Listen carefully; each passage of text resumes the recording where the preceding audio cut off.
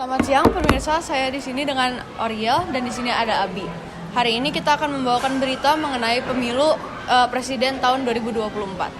Jadi sekarang sudah 5 bulan menjelang pemilu presiden tahun 2024. Pemilu atau singkatan dari pemilihan umum adalah proses demokrasi untuk memilih wakil rakyat atau pejabat pemerintah secara langsung oleh warga negara suatu negara. Pemilihan umum merupakan mekanisme penting dalam sistem demokrasi modern yang memungkinkan rakyat untuk berpartisipasi dalam menentukan pemimpin dan kebijakan negara. Tujuannya akan dijelaskan oleh Arya. Nah, tujuan utama dari pemilu adalah untuk memberikan kesempatan kepada warga negara untuk menyampaikan suara mereka dalam memilih para pemimpin yang akan mewakili mereka di pemerintahan. Dalam pemilihan umum, warga negara yang memenuhi syarat memiliki hak untuk memberikan suara mereka kepada kandidat atau partai politik yang mereka pilih.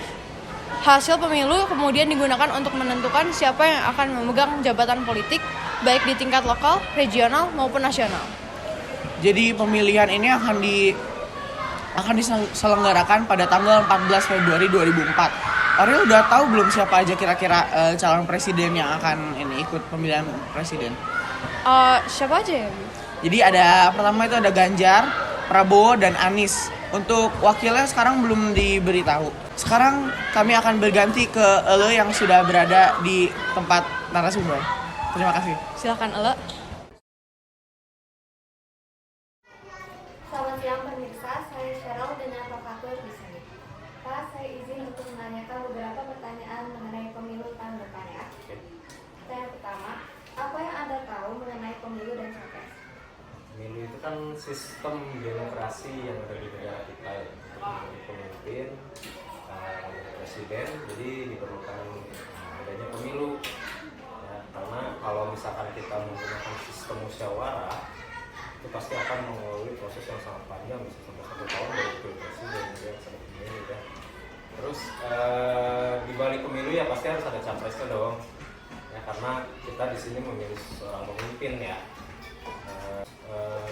Capres juga untuk sekarang karena calon presiden kita sekarang 3 mungkin akan sangat panjang dan masa di sini mungkin bakal sangat ya heboh, bakal pecah juga, pasti akan terjadi perpecahan di antara kita ya. Dan itu mungkin yang saya ketahui dari pilpres dan capres. Baiklah, menurut Mister di antara ketiga kandidat sejauh ini, yang mana visi misinya yang paling menjanjikan? Dari visi misinya belum terlalu jelas ya kelihatan, karena kita juga belum memastikan siapa yang benar-benar menjadi capres, karena sekarang masih baca pres ya, bakal calon presiden ya. Walaupun dari ketiganya mungkin visi misinya cukup menarik ya. Visi misi saya sulit sih untuk menentukan mana yang lebih baik gitu ya. Mungkin nanti kita bisa lihat ke depannya.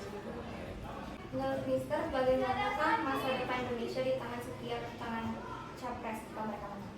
Kalau mereka menang ya, dari ketiga capres ini kalau misalkan saya prediksi nih ya, kalau saya mulai dari Anies Baswedan dulu, kalau misalkan dia menang mungkin dari segi administrasi, kemudian segala kebijakan-kebijakannya lebih rapi gitu. Kita lihat juga dia memang sosok orang yang cukup memiliki pengaruh, kemudian sosok orang yang terlihat lebih tertata dan rapi yang sesuai dengan bahkan dari cara berbicaranya pun dia lebih rapi dan sistematis ya. Kemudian kalau misalkan apabila Prabowo nih menjadi presiden berikutnya, mungkin kalau misalkan Prabowo menjadi presiden, ada kemungkinan Indonesia bakal menjadi macan Asia kembali gitu ya, karena sosok wibawanya sebagai militer, bekas militer atau ex militer itu bisa membawa Indonesia menjadi macan Asia. Karena selama ini kan kita disebutnya macan Asia yang sedang tertidur ya, karena kita belum terlihatkan mana sisi kehebatan dari Indonesia itu sendiri ya. Sedangkan yang terakhir kalau misalkan Ganjar Pranowo, Bapak Ganjar menjadi presiden, mungkin karena dia mungkin masih satu tipikal dengan Bapak Presiden yang sekarang, Pak Jokowi, mungkin lebih banyak belusukannya ya, perkiraan saya kalau misalkan mereka menjadi presiden. Apa harapannya Mister mengenai kinerja presiden selanjutnya untuk masa depan Indonesia?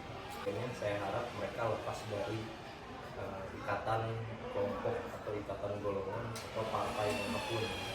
Ketika sudah menjadi presiden, seharusnya mereka terikat bukan oleh kelompok, golongan, dan partai tertentu, tapi mereka terikat oleh rakyat.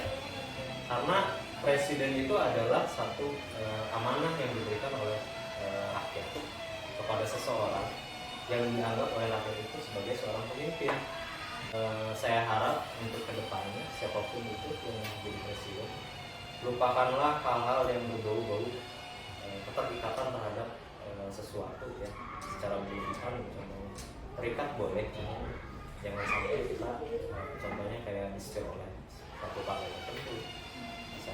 Karena kalau misalkan sudah terlepas dari itu, otomatis korupsi pasti hilang, kebijakan pasti sesuai dengan apa yang dibutuhkan oleh masyarakat, anggaran dan sebagainya pasti tersalurkan kepada masyarakat. Itu yang